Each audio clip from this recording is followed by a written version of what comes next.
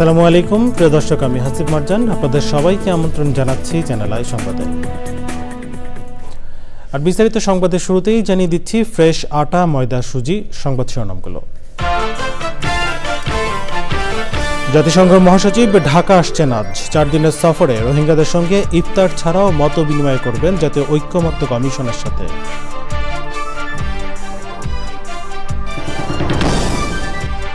কিছু লোভী রাজনৈতিক দল নির্বাচনের বিরোধিতা করছে, অভিযোগ বিএনপির। জনপ্রিয়তাহীন দল যে কোনো উপায়ে ক্ষমতায় যেতে চায় মন্তব্য।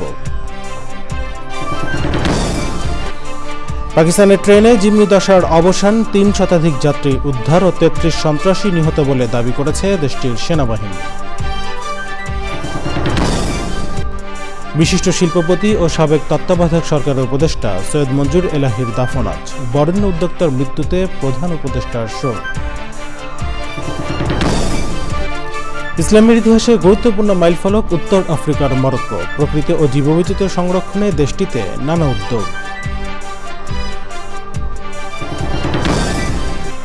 এবং আন্তর্জাতিক ক্রিকেটকে বিদায় জানালেন বাংলাদেশের অলরাউন্ডার মাহমুদুল্লাহ রিয়াদ। 3 ফরম্যাটে বর্ণাঢ্য ক্যারিয়ারের ইতি।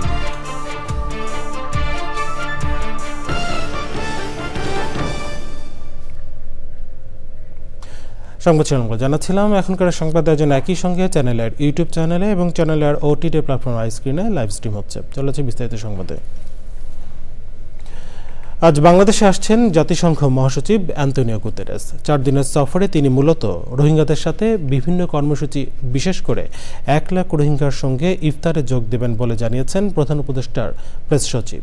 প্রেস উইংয়ের নিয়মিত সংবাদ সম্মেলনে জানানো হয়েছে, সফরকালে সরকারের ঐক্যমত্য কমিশনের সাথেও মত বিনিময় করবেন জাতিসংঘ মহাসচিব। রিপোর্ট করছেন চক্রমালিথা।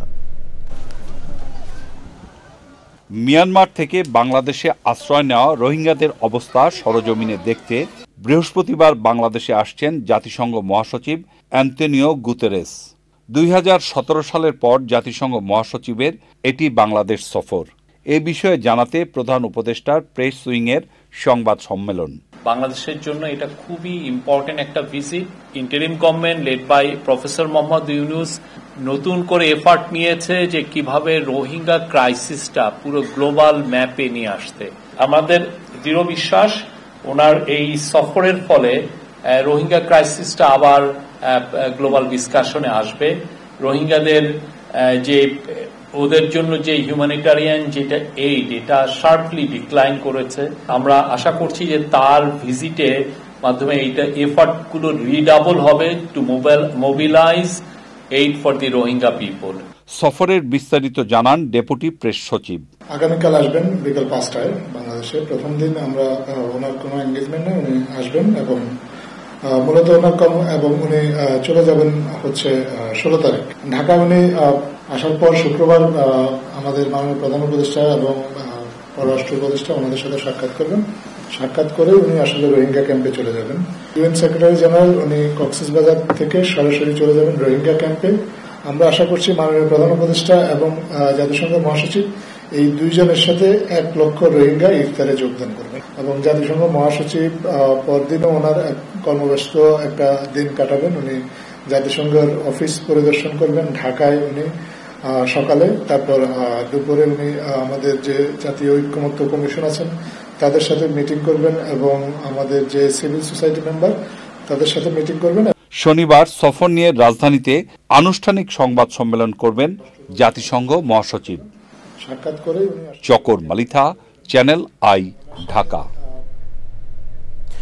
কিছু লোভী রাজনৈতিক দল নির্বাচনের বিরোধিতা করছে বলে অভিযোগ করেছে বিএনপি। রাজধানীতে বিএনপির 31 দফার কর্মশালায় স্থায়ী কমিটির সদস্য মির্জা আব্বাস অভিযোগ করেন, জনপ্রিয়তা নেই এমন দল যে কোনো উপায়ে ক্ষমতায় যেতে চায়। জুন জুলাইয়ের মধ্যেই নির্বাচনের তারিখ ঘোষণা করা যায় এমন মন্তব্য করে তিনি বলেছেন, চাঁদাবাজি অপকর্ম করে বিএনপির উপর দায় চাপানো হচ্ছে। বিস্তারিত জানাচ্ছেন রাহুল রায়। রাষ্ট্রকাঠামো বিনির্মাণে ৩১ দফা অনেক আগিয়ে দিয়েছে বিএনপি। এ নিয়ে দেশব্যাপী নানা কর্মশালাও করছে দলটি। রাজধানীতে ঢাকা মহানগর দক্ষিণ বিএনপির আয়োজনে কর্মশালায় প্রস্তাবিত ৩১ দফা মানুষের কাছে পৌঁছে দেওয়ার কথা বলেন দলের নেতারা। কথা বলেন নির্বাচন সহ অন্যান্য বিষয়েও। কেন অযথা বিলম্ব হবে নির্বাচনের জন্য? নির্বাচন যদি দিতেই হয় এখনই কেন নয়? কিছু লোভী রাজনৈতিক দল আছে যারা শুধুমাত্র বিরোধিতার জন্য বিরোধিতা করে, কার্যকর কোনো বিরোধিতা নয়। পাকিস্তান সৃষ্টির লগ্ন থেকে ভারত বিভক্তির থেকে শুরু করে আজ পর্যন্ত শুধু বিরোধিতাই করে গেল। তারা দেশকে ভালোবাসে না, দেশের মানুষকে তারা ভালোবাসে না। তারা ভালোবাসে যেভাবেই হোক ক্ষমতায় থাকতে হবে, যেভাবেই হোক ক্ষমতায় যেতে হবে। হেফাজতে ইসলাম বাংলাদেশের ইফতার মাহফিলে যোগ দিয়ে ঐক্য ধরে রাখার কথা বলেন বিএনপির স্থায়ী কমিটির সদস্য সালাউদ্দিন আহমেদ। আসুন সবাই মিলে একটি শক্তিশালী একটি জাতীয় সংসদ বিনির্মাণ করি, যেখানে সকল সংস্কার প্রস্তাবগুলো আলাপ আলোচনার মধ্য দিয়ে জাতীয় ঐক্যমতের ভিত্তিতে গৃহীত হবে এবং সেই সংবিধানকে আপনারা নতুন সংবিধান হিসেবে অভিহিত করুন। বিএনপি নেতারা দলীয় নেতাকর্মীদের সতর্ক করে বলেছেন, নেতাকর্মীদের প্রমাণ করতে হবে তারা জনগণের বন্ধু। দেওয়া যাবে না। রাহুল রায়, চ্যানেল আই, ঢাকা। পাকিস্তানের বেলুচিস্তানে ট্রেনে জিম্মি পরিস্থিতির অবসান হয়েছে। সন্ত্রাসীদের কবল থেকে ৩০০-র বেশি যাত্রীকে মুক্ত করেছে দেশটির সেনাবাহিনী। অভিযানে ৩৩ জন সন্ত্রাসী নিহত হয়েছে। মঙ্গলবার Baloch liberation army BLA rail line উড়িয়ে দিয়ে ট্রেনে হামলা চালায় এবং যাত্রীদের বন্দী করে। অভিযানের আগে ২১ জন বেসামরিক নাগরিক ও ৪ সেনা সদস্যকে হত্যা করা হয়। সেনাবাহিনী হেলিকপ্টার ও শতাধিক সেনা মোতায়েন করে ৩০ ঘণ্টার অভিযান চালিয়ে জিম্মিদের মুক্ত করে। বুধবার সকালে ১০০ জনকে নিরাপদে সরিয়ে নেওয়া হয়। পাকিস্তান সেনাবাহিনী জানিয়েছে, হামলায় জড়িতদের দ্রুত বিচারের আওতায় আনা হবে এবং পুরো এলাকায় তল্লাশি অভিযান চলবে।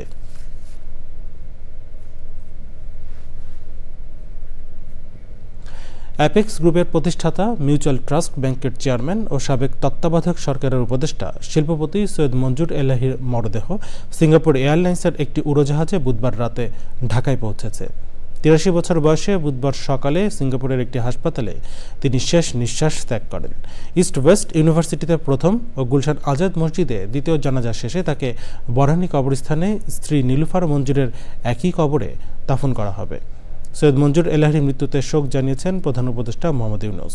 শোক জানিয়েছেন বিএনপি মহাসচিব মির্জা ফখরুল ইসলাম আলমগীর। রিপোর্ট করছেন লুৎফর রহমান সোহাগ। বহুজাতিক কোম্পানির চাকরি ছেড়ে শিল্প উদ্যোক্তা হওয়ার পথ বেছে নিয়েছিলেন সৈয়দ মঞ্জুর এলাহি। কলকাতা বিশ্ববিদ্যালয় ও ঢাকা বিশ্ববিদ্যালয় থেকে অর্থনীতিতে উচ্চশিক্ষা নেওয়া এই উদ্যোক্তার হাত ধরেই বাংলাদেশ থেকে চামড়ার জুতার রপ্তানি শুরু হয়।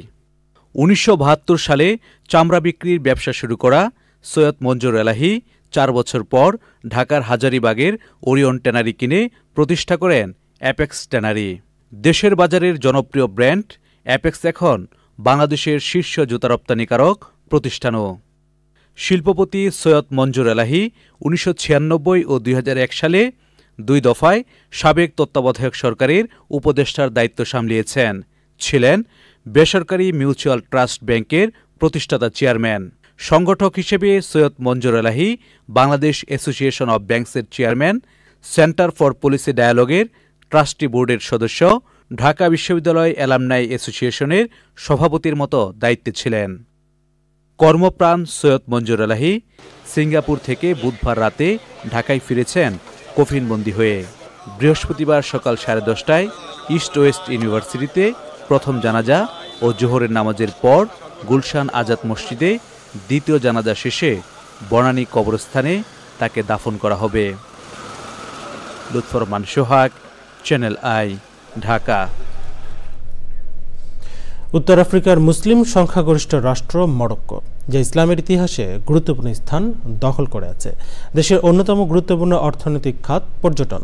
অ্যাটলাস পর্বতমালা, মিনারা গার্ডেন, হাসান মসজিদ সহ মরক্কোতে রয়েছে বিভিন্ন ঐতিহাসিক পর্যটন স্থাপনা।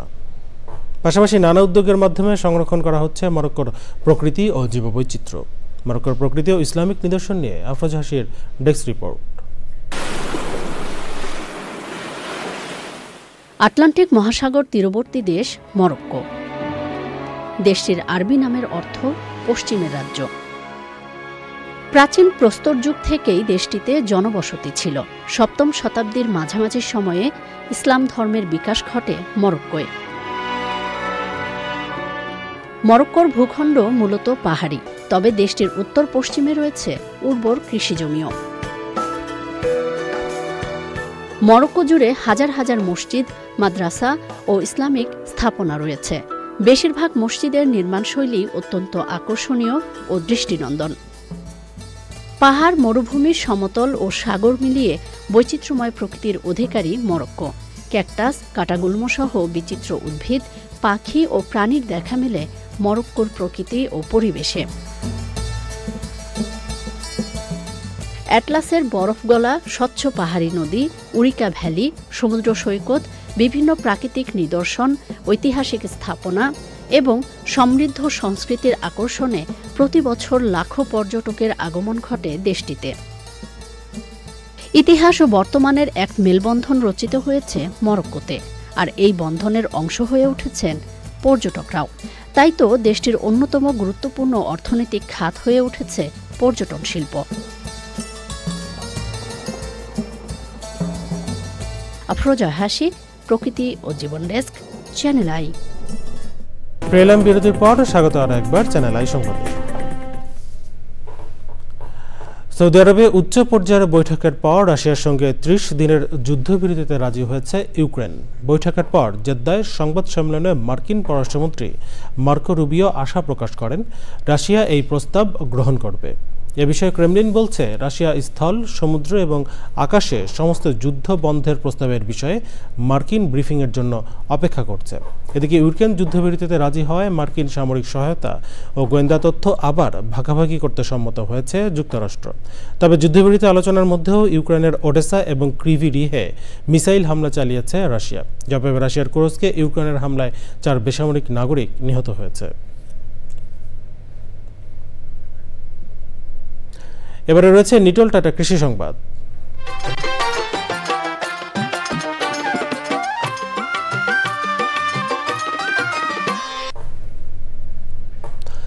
লালমনিরহাটের চরাঞ্চলে স্থানীয়ভাবে তৈরি হচ্ছে সুস্বাদু দানা গুড়। ফেব্রুয়ারি থেকে মার্চ মাস পর্যন্ত আখ থেকে গুড় তৈরির কাজে ব্যস্ত সময় পার করেন কৃষক। মিজানুর রহমান মিজুর তথ্য ভিডিও চিত্রে রিপোর্ট করছেন আল মুকসিদ। প্রতি বছর সদর উপজেলার মোগলহাট এলাকায় ধরলা নদীর গর্ভে বিলীন হয় অনেক আবাদি জমি। পতিত বালুচরে অন্যান্য ফসল ফলানোর সুবিধা করতে না পারায় আখ চাষ করেন চর এলাকার কৃষক। মানে কুশালের আমাদের ফলন বেশি, আর অতিরিক্ত কুশালও ভালো হয়। মানে বালু ধুলেও দিচ্ছে, অন্য ফসল হয় না, কুশাল ক্ষেত না খাই, এতে যা হয় এটাই লাভ। হাল চাষে মনে করেন যায় 1000 টাকা, ইন টোটাল আর কি মনে করেন যে 10,000 টাকা খরচ হয় আমাদের। আর মনে করেন যে 50 থেকে 60,000 টাকা আমাদের আসে। করিয়া গুড় করিয়া বিক্রি করিয়া কিছু ফলমান হয়, লাভ হয়। জেলায় নন মিল জোন এরিয়া হওয়ায় এখানকার আখ চাষিরা সরকারি সুবিধা পান না। তবে উন্নত মানের মেশিন থাকলে কৃষক লাভবান হতো বলে জানান কৃষি কর্মকর্তা। রসটা মানে সংগ্রহ করতে যে মেশিনের সাহায্যে, এই মেশিনটা যদি আর একটু উন্নত হতো তাহলে হয়তো রসের পরিমাণ তারা বেশি পেত। দিন দিন আখ একটা লাভজনক ফসলে পরিণত হচ্ছে। তো এখানে আমরা হয়তো আখ চাষিদের জন্য আলাদাভাবে আমাদের কোনো ওই রকম কোনো প্রকল্পও নেই, বা আমরা ওই ধরনের কোনো আমাদের প্রদর্শনী দেওয়ার হয়তো সুযোগ নেই, কিন্তু আমরা তাদেরকে উৎপাদন যে বিষয়ে যে আমাদের যে প্রযুক্তিগত সহায়তা সেটা আমরা দিচ্ছি। আখ চাষে সরকারি প্রণোদনা ও সুযোগ সুবিধা পেলে চাষিরা আরও লাভবান হবেন দাবি এ অঞ্চলের কৃষকের। আল মুকসিদ, চ্যানেল আই। এখন দেখবেন প্রকৃতি সংবাদ।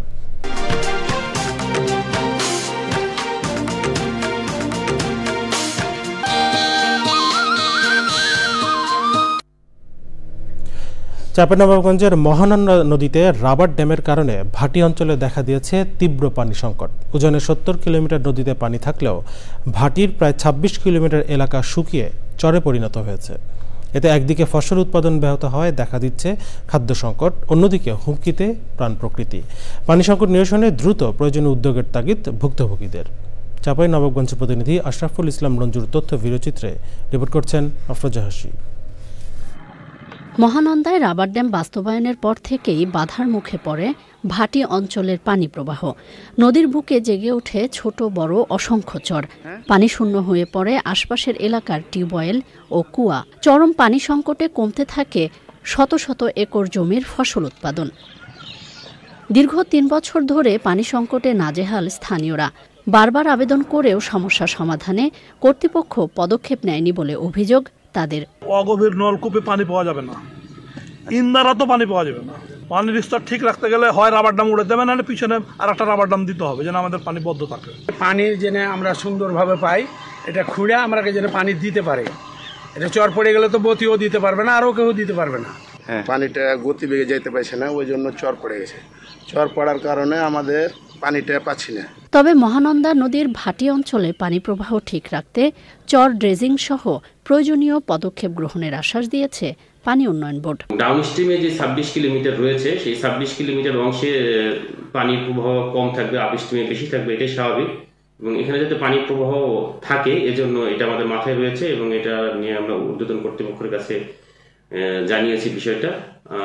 এইটা নিয়মিত বেসিসে খনন করতে হবে। খননের প্রকল্প আসলে পরে আমরা খনন করে দেব। আশ্বাসে সীমাবদ্ধ না থেকে চর অপসারণ সহ পানি সংকট নিরসনে কার্যকর উদ্যোগের তাগিদ ভুক্তভোগীদের। আফরোজা হাসি, প্রকৃতি ও জীবন ডেস্ক, চ্যানেল আই। সংবাদ শেষ করবো, তারপর যাবার আগে ফ্রেশ আটা, ময়দা, সুজি সংবাদ শিরোনামগুলো জানিয়ে দিচ্ছি আরো একবার। জাতিসংঘ মহাসচিব ঢাকা আসছেন আজ। 4 দিনের সফরে রোহিঙ্গাদের সঙ্গে ইফতার ছাড়াও মত বিনিময় করবেন জাতীয় ঐক্যমত্য কমিশনের সাথে।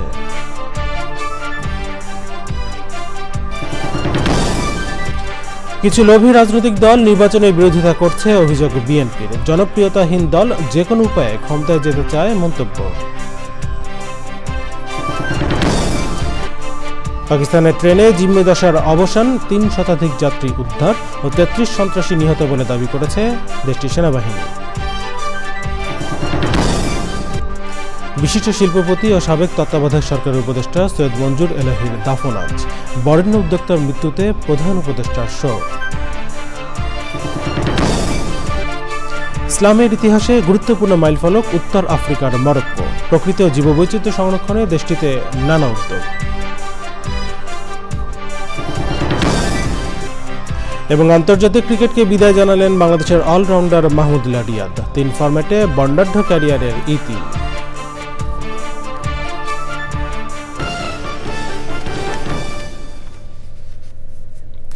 চ্যানেলের সর্বশেষ সংবাদ জানতে ভিজিট করুন channelionline.com। যুক্ত থাকুন আমাদের সোশ্যাল মিডিয়া প্ল্যাটফর্মগুলোর সাথে। এই ছিল চ্যানেলের সংবাদ এখনকার আয়োজন। এতক্ষণ সাথে থাকার জন্য ধন্যবাদ সবাইকে।